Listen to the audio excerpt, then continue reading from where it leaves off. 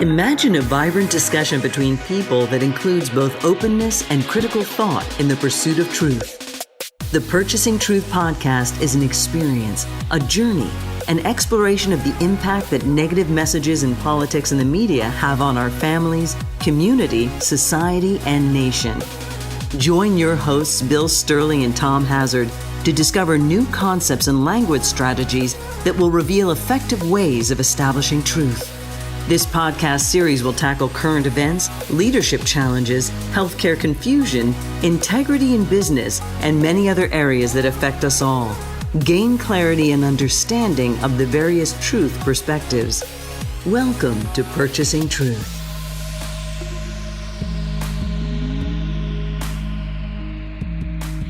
Hey, welcome back to Purchasing Truth. I'm Tom Hazard, along with your host, Bill Sterling. And Bill, the impeachment saga is over. Whew.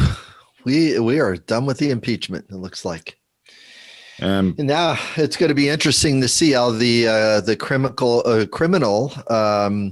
courts are going to take up the actions and what's going to happen to the different followers, the people that follow the leadership, and either, depending on the political persuasion that a person has, either they're responsible for either not listening to the president or they're responsible for listening to the president, and we're going to see what the court does with that. Because that's one of the things that, Mitch McConnell said, that these people need to be responsible. And he even said that the president needs to be responsible, and the president is not out of the woods, he says, so, and the question is that, well, out of the what, he's going to be a convicted person, is that what Mitch is thinking? And that's up for the criminal courts to decide. And they're going to hold him liable outside the constitutional. And again, Mitch has done a really wonderful job of being a brilliant person regarding time and non-action or not taking a stand. And he's done a wonderful job throughout his career doing that. So, well, and I think that's really what we should shine a light on here, Bill, is that Mitch McConnell really was brilliant. How he planned and played this entire process from January 6th through to today. He really has. He managed to really play it both ways and escape, really being a party to convicting the president. And of course, he escaped actually having to vote to convict the president. And somehow, at the end of this, has come out looking like to I think the majority of America, like he did the right thing. Then the truth has come out. It's just he's been able to avoid making the hard vote. The status quo is not conservative, and that's where there's a belief bias that's in place. The status quo is not necessarily conservative, but it's played into a conservative narrative. Is that I want things the way they are, but it's having a belief that sits in a bias, that sits in a place of non-action is good action, is not always the thing to do. If you're taking an action, then you're gonna be able to step into accountability for what is in front of you. Harry Truman would never say, listen, we're going to wait on World War II. We're not going to drop the bomb. The buck stops here is not available for the politicians to execute now because of the way the voting system and the donors and the money is flowing right now. The buck cannot stop anywhere because the money is telling us to keep things the way they are, and they're paying for that. So that's really, really hard. That is hard. So you had, Mitch McConnell and a lot of Republicans on January 6th voting to, with the vote to certify the Electoral College. What were there, 99 members of Congress that voted to not certify the Electoral College? Mitch McConnell not being one of them. Right. He was the one trying to, one of the first to acknowledge that Biden won the election, he would become the next president. But you had, corporate donors coming out on January 6th saying, hey, all you people that did not vote for the peaceful transition of power by certifying the Electoral College are not going to receive money from us. And Mitch McConnell knew that. And he was playing to the money more than to the people he represents. But think about, let's just quickly, in a real quick sense, Bill, just recap what Mitch McConnell did. After the 6th, the House moves very quickly to impeach Donald Trump for a second time. They move very swiftly. Yes.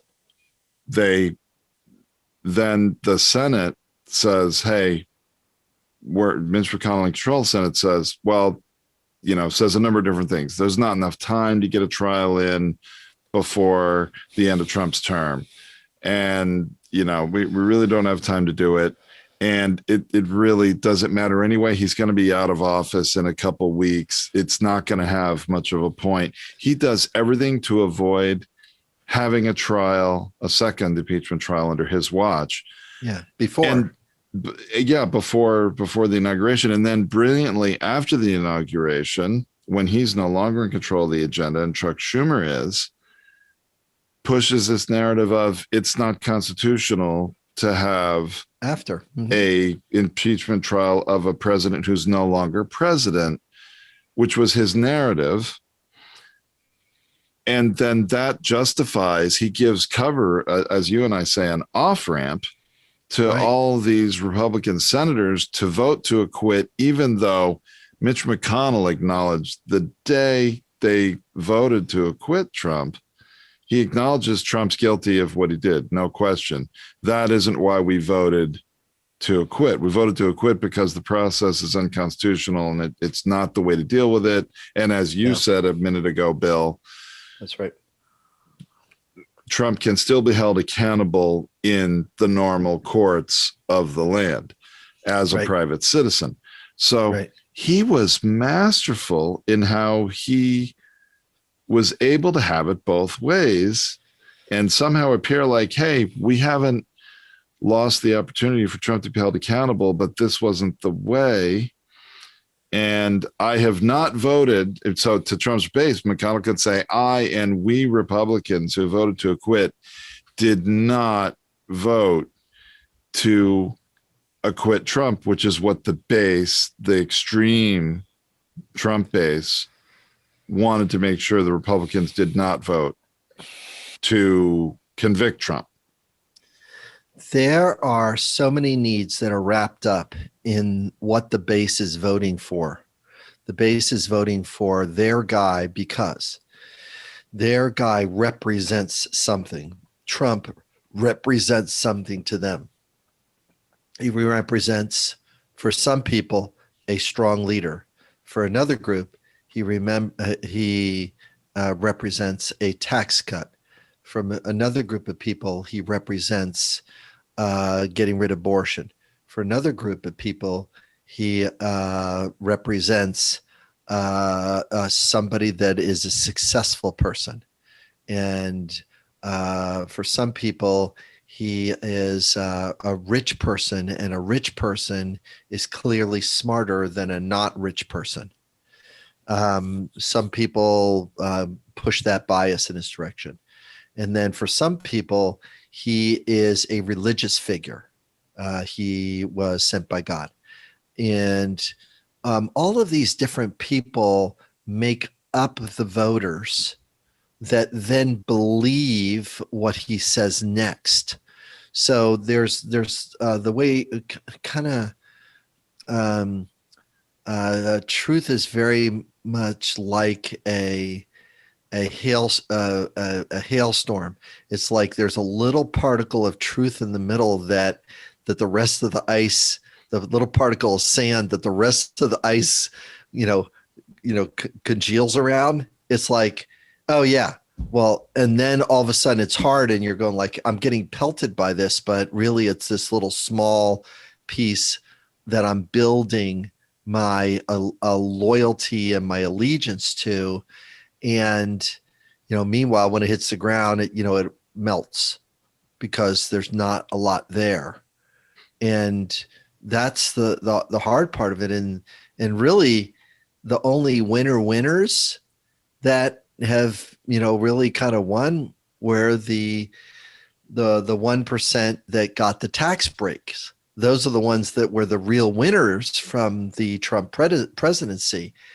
A lot of the other folks, they're whatever they said and did, it's not come in, it's really whatever he said and did. Some of those things are being rolled back and being undone and coming back in the other direction. And that's the thing that's disheartening, because there can't be a safe discussion about how do we actually do a middle ground on some very, very strong black and white issues, which is really, really hard. So it is really hard. Yeah. And to sort of add to your point, Bill, I mean, while there was a large, tax cut, which did impact maybe the majority of Americans, and, the little guy got a little bit of a tax cut, a little bit of help for a period of time, it was really out of proportion compared to what the wealthy people and the big corporations got in a tax cut. So like you said, there was technically, there was this tax cut for most people, but it really did not have a lasting impact for the majority of people. The lasting impact was really on the wealthy and corporations. Right. And that's the thing it's really disheartening, because when we do the needs of the few instead of the needs of the many, there's some real problems there from time to time. The needs of the many is what people in the military service do all the time. I'm giving up my life or my individuality to be in this military group for the good of the many. So the military have this one right. The needs of the few, are no, it's the needs of the many. This is what the nation is standing for. This is what we're protecting, right? Right. But when it comes to taxes, it's the other way around. It's the needs of the few over the needs of the many. And that's the level of discipline that we actually need to, act or move into action. Now, is there ways to build a tax system that fosters economic growth, like the way they sell it, trickle down and stuff like that? Can a business do something with this revenue and this wealth that they get, instead of just shifting it, to where, to how can I protect this? How can I save it? How can it not be taxed? How can it? And it is really, really unsettling, because it's not the needs of the many over the needs of the few. It's not designed that way. No, it's definitely about, it's about the needs of the one, me. It's the way most people view taxes. And, Bill, right. I met somebody a couple of weeks ago who is a real estate investor. And this woman is married to now a U.S. citizen, but was grown up as a French citizen, someone from France. And as his wife has started this real estate investing business and fund, if you will, he was evaluating the whole tax liability of the business. And he's, working the numbers, and she's saying, oh, no, no, no, no, we don't have to pay that. We have this loophole and that loophole. And, real estate, the tax code is really made for real estate businesses first. And we don't really have to pay all those taxes. And he had this attitude like, I don't understand. Why are you trying to pay less taxes? It's our duty to pay our taxes to help for the greater good for the government. And that the perspective and the mentality he has coming from a different country that has a longer history than the United States and a different perspective on, the needs of the many over the needs of the one. He really has gotten a lesson here from his wife and from America, in that in America, the taxpayer is out for himself or herself, not in general to do the needs of the many. So it's very interesting how that, to me, that conversation I had over dinner with this woman about her husband shined a light on what America does. And the mindset that goes with that, and how we're not positioned to that. And it's the government has taken a beating, ever since really, when, really basic the Reagan years, right. The worst sentence ever is, I'm from the government and I'm here to help. It's like, wait a minute, you just took a swat at the social fabric. You just took a swat at the foundation of the collective good. And all of a sudden that becomes inspirational. That's not the strongest inspirational thing to take place, that message. And like a good actor, he sold it. He Yeah. lived into it. He sold that message, and people go, yeah. Well, and that's not all that unlike what Mitch McConnell has done here, although he's not a trained professional actor. He definitely, he was brilliant and put on somewhat of an incredible performance. And by contrast, Bill, I'm really disappointed and disheartened at the job that the Democrats did in combating this. In particular, I think you have to look at Nancy Pelosi. And, did you see sort of her outrage this weekend as Right. Mitch McConnell voted to acquit, and then the speech Mitch McConnell gave to acknowledge the president is responsible for what happened on January 6th. That is not in doubt. That's not in question. He basically admitted, yeah, I voted to acquit the guy, but he did it. Right. And then Nancy Pelosi was angry Right. on the podium. But Bill, it seems to me that anger was not effective. Anger, regrettably, is effective as effective as a short-term scare, but not as a long-term strategy or a long-term message. Anger will burn the way I talk about anger is very much like a flamethrower. It comes and throws a bunch of fuel, ignites it, and singes people. And then people get scared and want to run away from it, rightfully so, because you're going to get singed by that. But passion is the laser. And you could change your language to make it passionate, but also make it truthful. It might sound like, if I was Nancy Pelosi, it might sound like this: I really respect Mitch McConnell. Now, can you imagine her starting the sentence there? There'd be a lot of chins dropped in the room. Absolutely. It's like, where is she going? What Mitch McConnell did had some brilliance to it. It wasn't fully truthful, but it was brilliant. Now, all of a sudden, she inserted doubt and skepticism where she needed to. Next sentence. Boy, when the House manager showed up on X date to deliver the impeachment to Mitch McConnell. Back in December, right? Back in December, or back in wherever it was after the insurrection. Oh, I'm sorry, January. Yes, January, yes. Whatever. So when they delivered it, he did something very protective and very smart for his party. He started down the process of giving them an off-ramp, because they needed a place to go, because the president did something that was illegal. It was a part of the insurrection that he caused and the pain that he caused, not just the people that he motivated to do the things, but the rest of the nation and the social fabric. But he gave his party and the people that voted for Trump an off-ramp, as well as secured for his party the votes from the Trump base. And it was the best thing. It was the one thing that he could do to protect his party.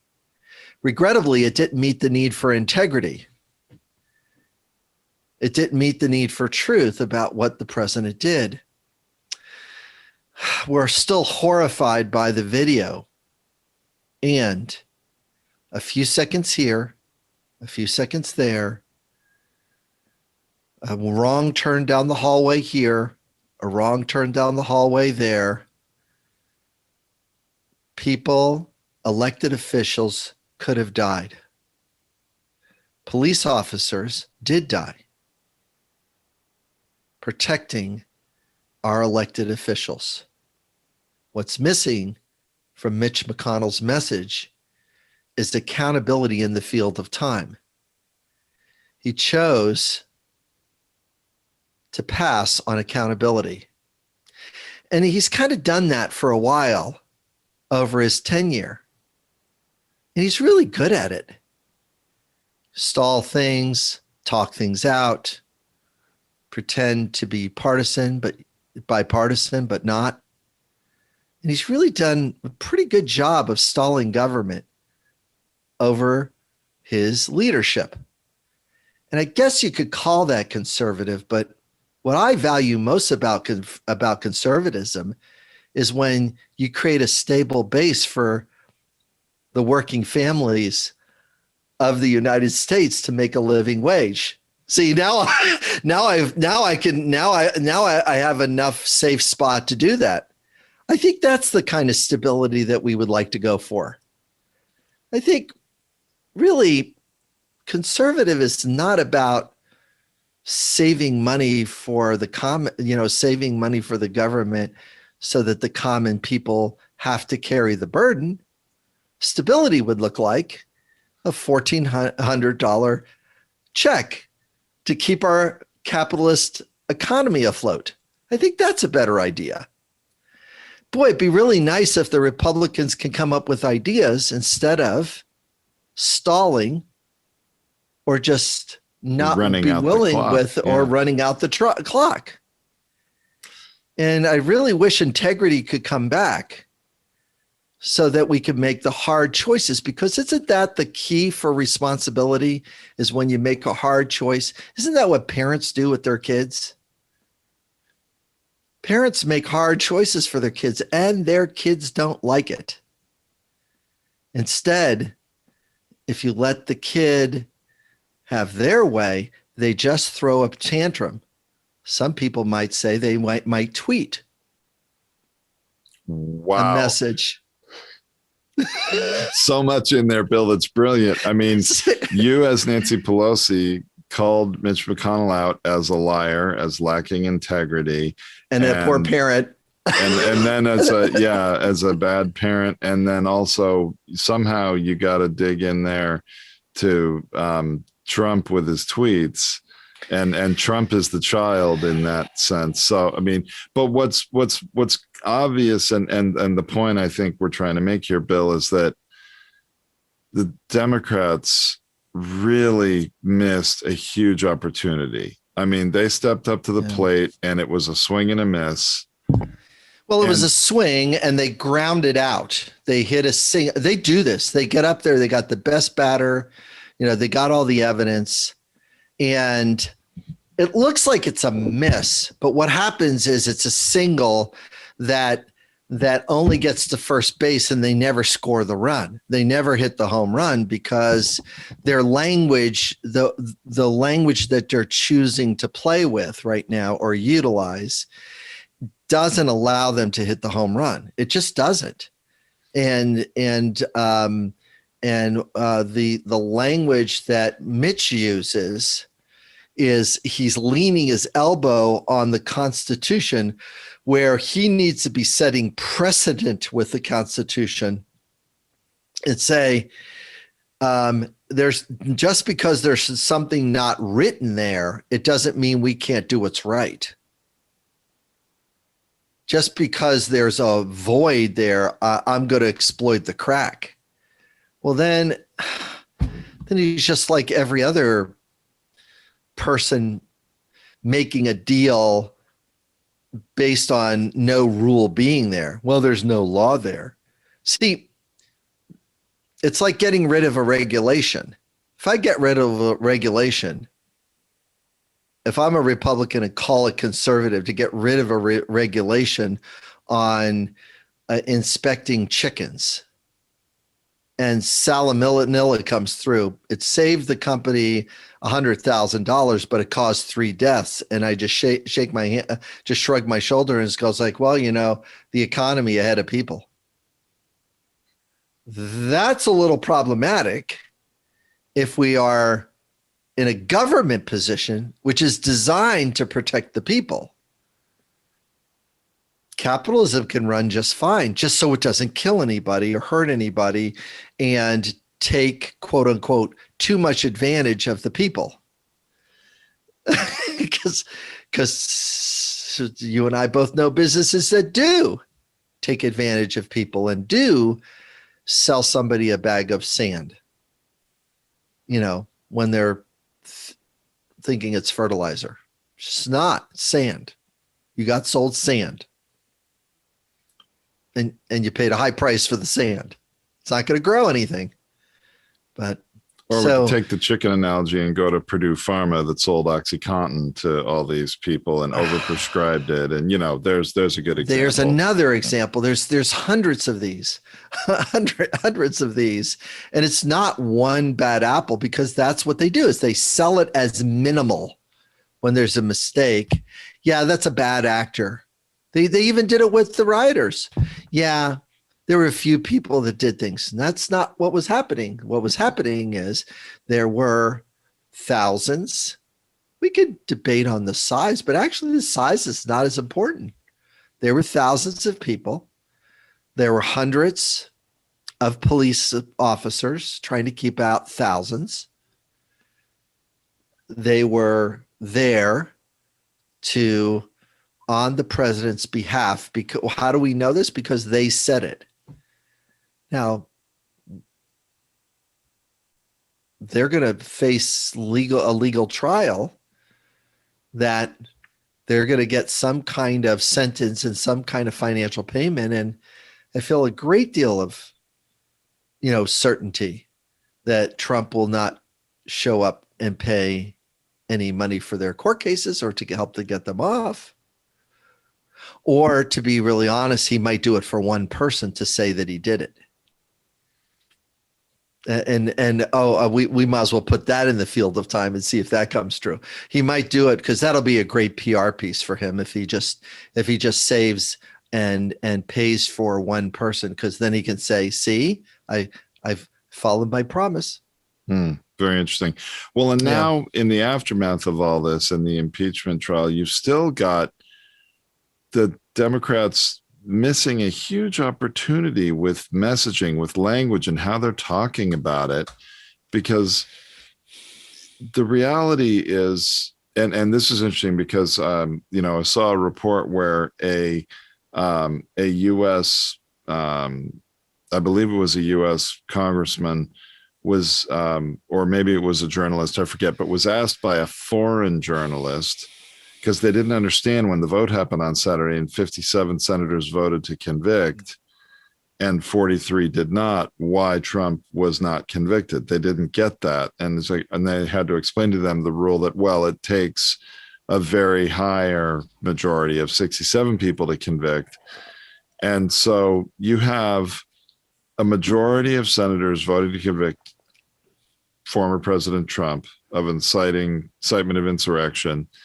A minority don't. And interestingly, Bill, this is another stat that I learned just this morning, is that of all the senators that voted to convict those 57, they represent 76 million more Americans in this country than the 43, not 76 million total, 76 million more Americans than the 43 senators who voted to acquit do, because they're all from much smaller states on the whole. And that this was a cognitive dissonance for this foreign journalist who was trying to understand and report on this. What do you mean? And so what's really happened here is the president has gotten off on a technicality. Right. And that messaging is lost. Yeah. No one's talking about that. Right. Yeah. The technicality, they're calling it, and one thing to do is that the way the system works is that people, it's the official word is that he's acquitted, but really an acquittal. And when somebody doesn't spend time in the legal space, that means he's not guilty. But notice how the truth gets muddled because the vocabulary and the definitions aren't really fully played out in the person's mindset. And it's easy for the person that's listening to use their belief about what the word means. And that's how truth gets, purchased away, is that it means that he's not guilty. It means that he won. It means that the Democrats are wrong. It means that, they're going to fill in the meaning, but they're only looking at the top half of the word. They're not looking at really where the root of the problem was, which was when you say to a group of people, I love Pennsylvania Avenue, we're going to march down there and I'm going to be there with you, you're immediately accountable for, as a leader, that they are going to follow you. And he did not say break into the White House. He said, let them be heard. Let those people inside the building be heard. Well, if you want to let your voices be heard, make sure that they hear you. He's meeting a fundamental need, a very young need that a child needs growing up, which is the need to be heard. And he's tapping into a very youthful brain inside his followers. Developmentally, it's between, the need for being heard is somewhere between 2 and 6, where we repeat things to children so they practice language. Repeat things. Parents don't know that that's one of the fundamental things you do with a young person, is just repeat what they just said to you, so you help them practice their language. And then you modify or you add in after you have repeated things, so they start practicing language. Well, if you have a leader that's in touch with people not getting their need for being heard met, and say, make your voice be heard, he's basically got a bunch of 2-year-olds and 6-year-old mindsets walking forward and throwing a tantrum. Now, Trump does know vocabulary because he is a marketer and he is a brander, and he does sell things. He sells himself. He sells his property. He is practiced at making simple messages that are inspirational to get people to buy things. He's masterful at that. He's very, very good. He gives them a reward. He creates anticipation, and then he takes it away so that they want it more. That's what he does. Sentence over sentence. It's not like we haven't talked about this, Tom, but he sold them to go down there. He didn't tell them to break the door and go inside and actually go get. He said, I hope Mike Pence does the right thing. Well, now all of a sudden, his followers are saying Mike Pence is going to do the wrong thing. And all of a sudden, it's like, we're going to get Mike Pence. So, well, and of course, saying, if you've got to fight like hell, you've got to show strength, and you've got to fight like hell. And if you don't fight like hell, you're not going to have a country anymore. Whipping people up into that frenzy, what does fighting like hell look like? It looks like pretty much what happened at the Capitol. They fought like hell. I mean, their belief, their bias, the fallacies that they were following. Now, I'm sure that there was a certain amount of voter fraud that took place, but not at the expense of certifications. I mean, those people are bound to the certification and the counting of things. It's now people might say, Bill, you're just repeating media bias. How do you know that there are things? Well, those people would be taken to court, and if the irregularities were as big as what was needed to make the election to go in the other direction, the irregularities would be extraordinary. There would be hundreds of lawyers swimming around that, looking for their piece of the pie to be able to sue the federal government for not doing their job. But all that stuff evaporated. And this is what attorneys do, is find fault and get money for fault. So there's a lot of, there's money that's involved here to prove that elections are faulty, not belief. You got to prove it. Oh, and actually, Bill, that's one of the biggest false equivalences that I've seen recently is I read a Facebook post today, and someone said, who I'm not going to out them, but one of my Facebook connections said, am I the only person that has a problem with this commission now that Congress is establishing to investigate the insurrection on January 6th and to really get to the bottom of everything that happened that day? But nobody is getting a commission in place to investigate the voter fraud in the 2020 election. That's now a false equivalency that someone right. and people are using to say that they're trying to bring what happened on January 6th, the insurrection we all saw, and the voter fraud, which this person says led to that insurrection on January 6th. That why isn't there a commission going on to investigate that? But what they miss, and of course the facts don't matter, as we've often said to people when right. you're trying to convince them, but the reality is that there were 60 court cases throughout the country that investigated this, that reviewed the whatever evidence or lack of evidence there was, and there was no there. So right. I mean, there really is not as much to go after. And while I agree with you, Bill, we have to acknowledge there was some fraud, some fraudulent votes that I'm sure took place in the 2020 election.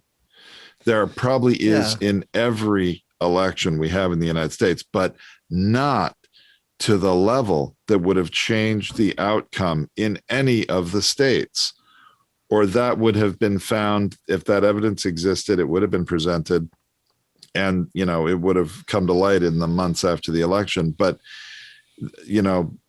there's just not enough, and it's being though proportionalized by some to be equivalent to the shocking events that happened on January 6th at the Capitol. Yeah.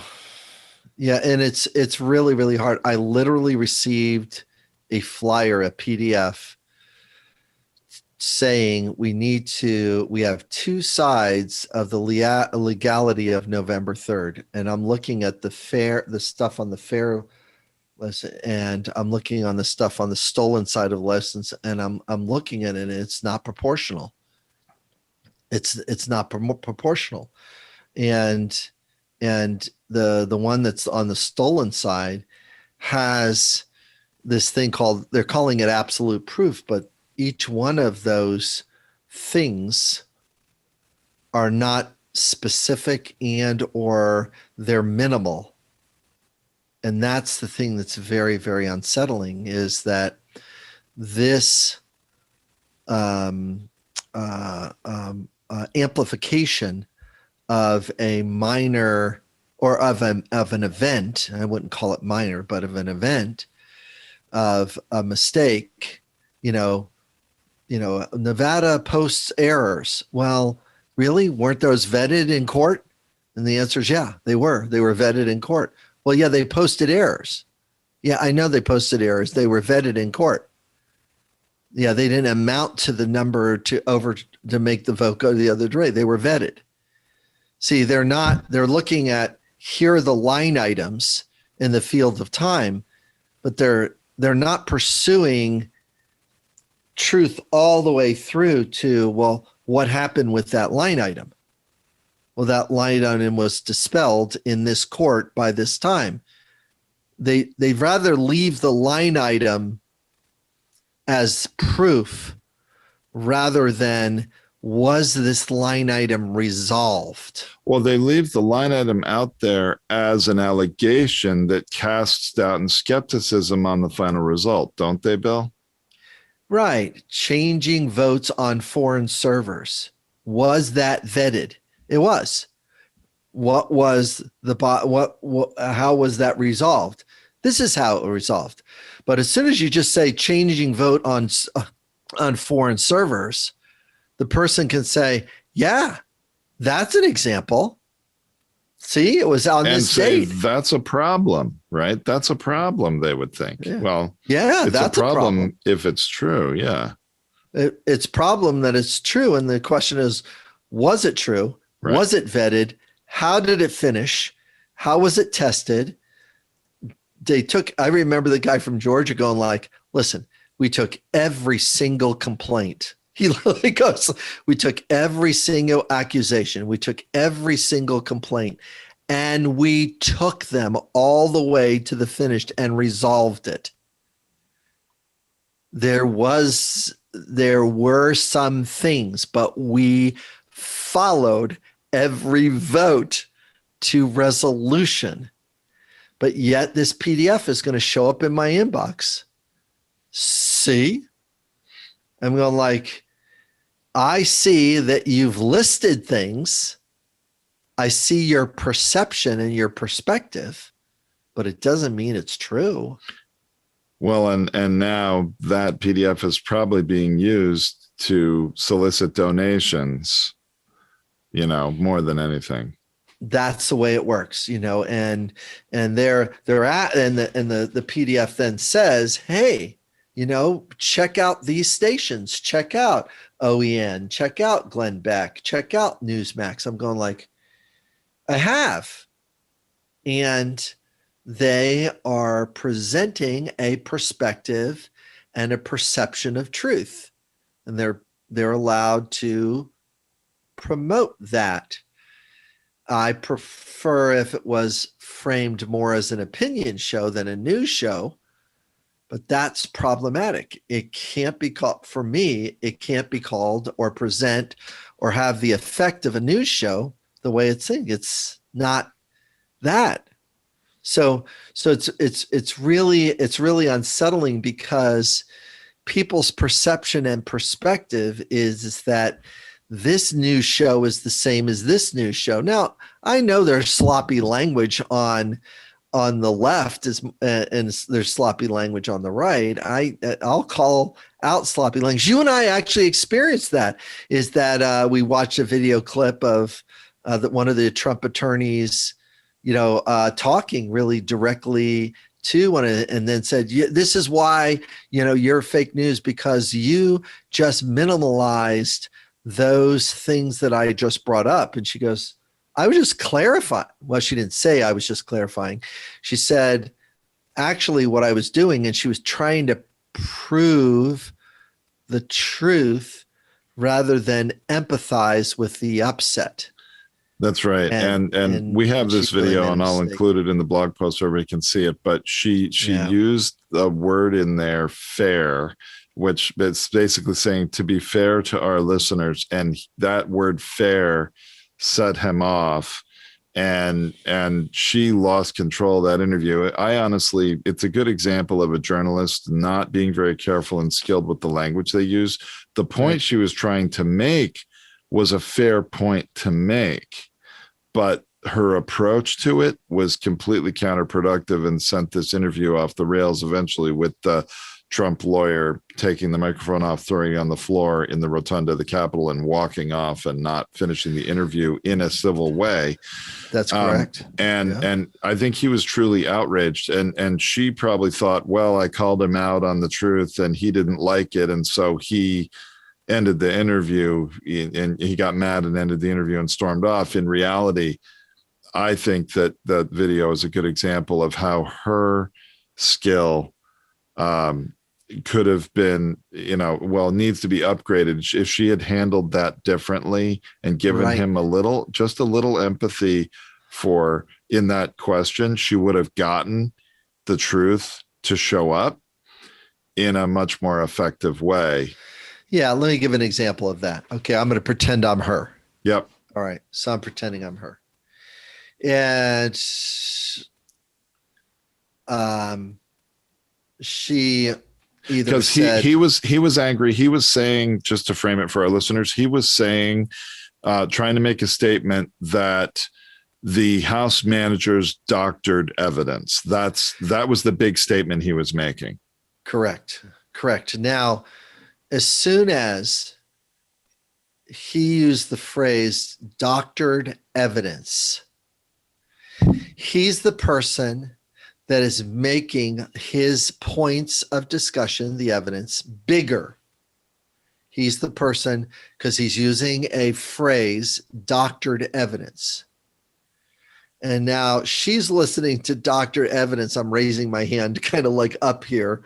And so now he's talking as if now you've got to come up to meet this doctored evidence piece.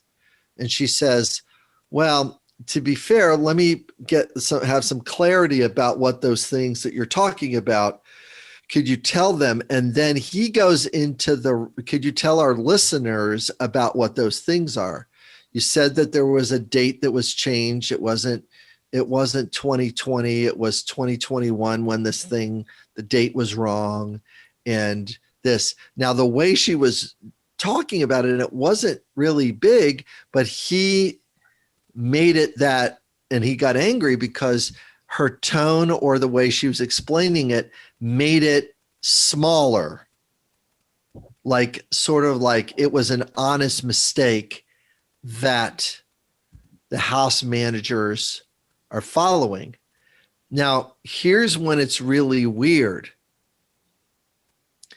In the eyes or the ears of the listener that is on Trump's side, they are able now to blame media for the insurrection rather than hold Trump accountable for his words.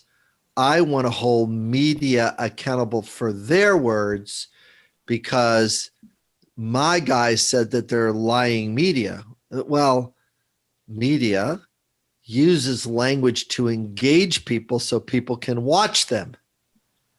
Now, we could call it lying. We could call it exaggeration.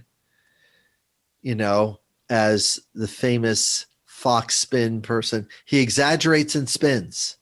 Well, and the lawyer was proportionalizing this, what he called doctor evidence, to be this huge thing that meant that there was no truth whatsoever to any of their case. When the journalist was trying to point out, well, you're right, there's some evidence presented that was inaccurate, whether it was doctored or intentional, maybe another thing. But the way she approached it just gave him an opportunity. She walked into the bear trap. To turn this into the media's at fault for January 6th. I mean, really, that's what he did. Yeah. So as soon as he escalated, she could have turned the conversation to be productive. So, I can't remember the guy's name. So, Mr. So and so, Mr. Trump lawyer, you would like everyone to hear that there was evidence that was changed, and you want our listeners to hear how important that evidence was in your case to disprove the House managers. Do I have that right? Yes. Okay. Would you like to recount the things, or would you like me to recount the points the way I understand them? Would you like to give the points that things that the evidence that you found that's not true? Yes. Or she can do it. See, if you're in an interview and you give the other person the choice, then you have permission from him to do it, and he can't get indignant, right? That he can't get indignant. And that's what she said, wait a minute, let me just explain for my viewers. No, you're saying the wrong thing. It's like, because what the listener did not hear, of course, I'm listening for this stuff and you're listening for this stuff, is here are the three things. And there were many more things. No, there wasn't. Because you would have brought him out in court if there were many more things. You would have used them. Right? Or then you could say, well, if there were many more, why didn't you raise those in the trial? See, I hear there's many more things. And I guess there was a strategic reason why you didn't use the other many more things that you mentioned. Would you be willing to share the strategic reason why you didn't use the many more things, the way the manager, so that our listener can hear your point of view? He's now walked the plank. He's sitting out there going like, I don't know what that I don't know. Or he can go under the cloak of privacy. I'd rather not do those right now. They'll come out in time. And that's a great sales technique of uncertainty. Well, we'll see if we bring those out in the future. We'll see if we bring them out in the future. That's a sales technique. It's not a reality. It's a sales technique to keep the listener engaged. And he could have put that piece of red meat out there and says, oh, it sounds like that we're going to hear more about this in the future. Yeah, I felt disappointment we didn't hear about it when it would have made a difference for your case. There you go. So you're sticking the landing about, it's, I feel disappointment. I think that the Trump voters and the Biden voters would have really appreciated this, or the Democrats, it would have really demonstrated that the Democrats didn't want to go into the information. See, the thing that really bugs people about the court system is that there's all kinds of choices regarding truth about what gets put into evidence. Whether it's the OJ trial, whether it's any court case, there's evidence that does not get to be submitted. There's information that does not go onto the record because it looks bad for one side or the other, and it's strategically withheld because it's not into evidence. Boy, Bill, I feel disappointment that the Democrats don't improve their language communication skills, because they'd be much more effective at accomplishing their goals if they did. Yeah, and the Republicans, they've got to figure out a way how to restore integrity and listen to a Republican that voted to impeach said, we're a party of ideas. I've gone like, oh no, you're not. Well, that would be interesting, Bill. I wonder if in an upcoming episode we could talk about really what's really come clear from the impeachment is that the Republican Party is fracturing, and there's a big divide. And the Republicans that have integrity, that voted either to impeach in the House or to convict in the Senate, they need some language and communication help to communicate to their constituents why they did what they did, and really to fight for not only their political survival, but to try to take the party back from this extreme Trump wing. I mean, there's a struggle going on there. Well, what they learned from Trump is not a strong habit. They learned from Trump is that You do not need to put a policy up for the voter to see to get elected. You do not have to stand for anything clear on a piece of paper. So Elizabeth Warren could do any plan she wants. Hillary Clinton can do any plan they want. And all the plan does is give the other side an opportunity to shoot holes in it and to make up a counter narrative to the plan, to use their plan against them. Trump did not even have a plan. He just had a promise of reforming healthcare. It's going to be better. It's going to be less expensive. I'm going to create great deals. I'm going to negotiate. I'm a good negotiator. We're going to bring the money down. None of that stuff moved. None of that stuff was on paper. The tax bill had stuff written in the margins so that they could, and they gave it to the people to vote on the next day. They gave the big stack thing, the tax bill. And we're going to vote on this tomorrow. It's like, they're not in integrity with the due process, or really just the honesty, because they don't really now need to govern. They just need to promote. This is when democracy kind of falls apart, because you've got to keep the foundation solid about, here are the rules and the guidelines that are going to help the nation to move forward. That's what we need. And some people are going to like the rules. Some people are not going to like the rules. Some of the rules are going to be enforced. Some of the rules are not going to be enforced. You can have as many antitrust laws on the books as you want. If nobody has the courage to enforce them, well, then you can have, major tech companies or in what do you call it?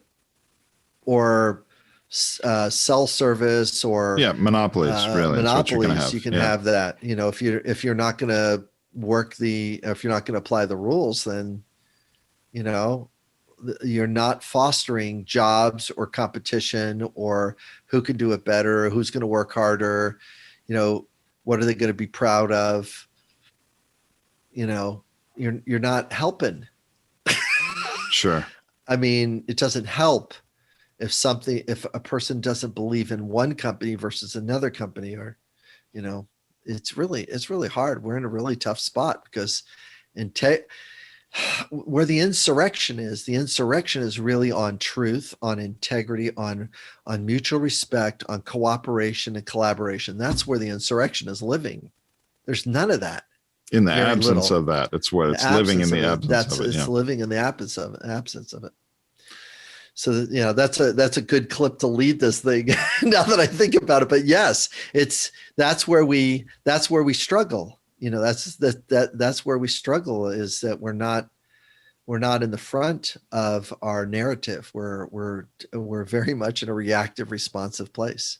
Anyway, so we could talk about these things and wonderful, but we'll have to see. One of the things that's interesting, you can really have a lot of curiosity and anticipation about, now that the impeachment is over, what's going to where do the eyeballs fall next?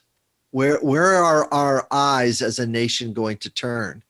Is it going to turn full on, square on to the relief bill, and whether it's going to be $1,400, or is it going to be $1,000, or going to be $1,200, or going to be $900? I mean, they proposed $600. It's like, no, it's like, that's not enough to keep the economy floating, because things have slowed down even more. They've slowed down recently. So the economy's cooling off, and Wall Street is not the place to look for a healthy economy. That part's for true. All right. Well, so there's more to come. All right, Tom, thanks for this one. This is a good one about how Mitch McConnell and his brilliance has now outlasted the narrative again. I really enjoyed it, Bill. Thanks so much. All right. Thanks, Tom. Thank you for listening to this Purchasing Truth podcast. We trust that you have enjoyed this engaging and thought-provoking conversation.